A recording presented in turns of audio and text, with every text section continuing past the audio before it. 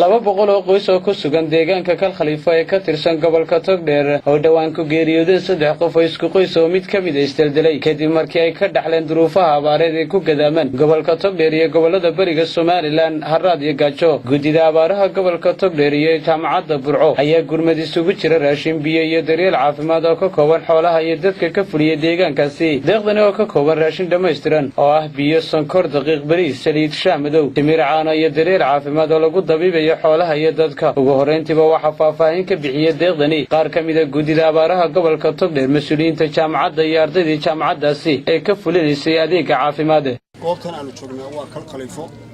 oo ka tirsan degmada Qoryaale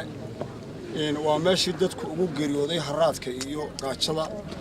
ee qaarna markii ay arkeen duruufaha meesha ka jira ay biyo waayeen iyo baad isku daldaleen anagoo ka tirsan gudida tabarucaadka abaaraha ee gobolka Togdheer waxaanu aad iyo aad ugu mahad celinaynaa jaamacadda Burco oo qaylo dhaantii halkan aanu ka dirnay ka jawaabtay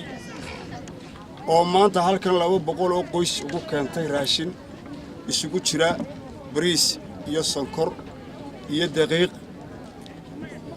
iyo caano iyo timir iyo saliid aad iyo aad baan ugu mahad celinaynaa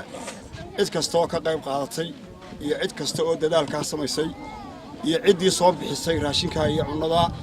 ilaahay miisaanka xasanaadka ugu darabaan leenay runtii baahi weyn baa bartan ka jirta ilaahay baa subxaanahu wa ta'aala inaga qaadi kara ilaahay waxaanu ka baryaynaa inuu inoo naxariisto roobka inoo shubo inuu inaga saaro dhibaatada dadkaas waa dad aan baahidu Kal Khalifa kuma koobna waa mid ummadda saamaysay waa mid gobolkan Togdheer iyo gobolada bari ka xiga saamaysay qoladeena reer galbeedena walaalaanahay waxaanu leenahay xagga galbeed wax iska geeya anagu insha Allah ta'ala reer Burco anagu waan tashanaynaay talada anaga imika inoo taalaaye maadaama jawaabtii koowaadana Burco ka hayno inta kalena insha Allah ta'ala inta Ilaahay subhanahu wa ta'ala farjiisa keenayo waan u sii gurban doonaa marka insha Allah ta'ala biyihiina waan u keenay raashinkii waan u keenay dawadii waan u keenay tiimkii caafimaadka aragtaan kii xanaanada xoolaha kii dhaqaatiirta ajaanib iyo Soomaaliba waan ka kooban Burco baaqan ay ka soo jawaabtay waxa ka kaashaday ardayda jaamacadda macallimiinta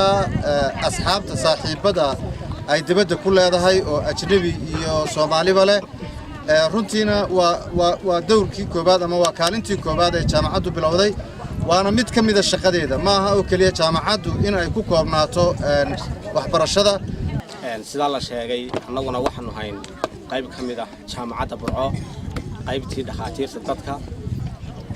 runtii waqtiga kulul aniga ku dheeraanaynin waxaanu isku daynay annaguna inaanu qiimayno bal dadkan abaartu saamaysay ee waxay duunyeel ahaayeen ay ku dhamaatay abaarta caafimaadkoodana inaanu eegno runtii dadka markaanu eegnay yar iyo waaweynba waa dad aad u dhiban gudoomiyaha degmada Qoryaale oo deegaankani hoos yimaado mudane bila oo gobjoog ahaa qaybinta deeqdani ayaa u mahadnaqay jaamacadda Burco iyo gudida abaaraha gobolka Togdheer kaasoo sheegay in lagu daydo talaabadani gurmad ay ka fidiyeen deegaanadani oo la ildaran xaalad abaareed dadka jilicsan ee abaaruhu baabi'iyeen oo aragtaan cuntadii ay u keeneen 200 oo qoys baa hadda ku fadhiya halka hortiina waynaga aragna oo u baahnaa cuntada ay u keeneen cuntadaas oo ka kooban bariis daqiiq sonkor shaah madow timir caano sharaab nooc kasta ka kooban ayay halka ugu keeneen waxaan aad iyo aad ugu mahadnaqayaa jaamacadda Burco